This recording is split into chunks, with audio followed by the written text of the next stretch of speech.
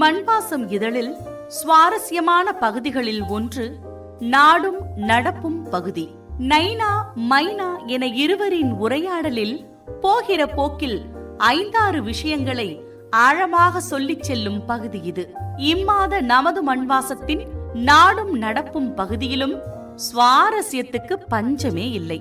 மண்பானையில் வெட்டிவேர் போட்டு தண்ணி ஊத்தி வச்சிருக்கேன். அதை எடுத்து குடி, குளிர்ச்சியாக இருக்கும், உடலோட உஷ்ணத்தையும் போக்கும், சருமத்தையும் பாதுகாக்கும் என்கின்றார் நைனா. கூடவே கோடை காலத்துக்கு உகந்த பழம் எது என்று சொல்கிறார். அதுபோல ஏடிஎம்ல எடுத்த ரூபாய் கிழிஞ்சிருந்தா அத மாத்துறது எப்படி என்ற விளக்கமும் கொடுத்திருக்காரு. அதற்கான ரிசர்வ் வங்கி உத்தரவையும் சொல்கிறார்.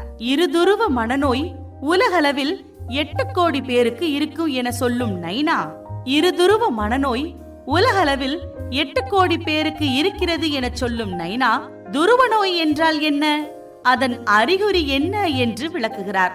அதே நேரத்தில் தமிழ்நாட்டில் இதய நோய் அதிகரிப்பு தொடர்பாக பொது சுகாதாரத்துறையின் முன்னாள் இயக்குனர் மருத்துவர் குழந்தைசாமி அவர்கள் பிபிசி தமிழுக்கு அளித்த பேட்டி குறித்தும் பேசியிருக்கிறார்.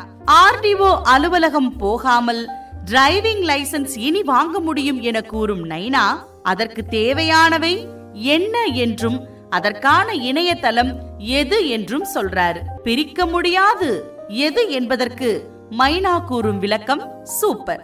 இன்னும் பல விஷயங்கள் இந்த பகுதியில் வாசிக்கலாம், மகிழலாம்.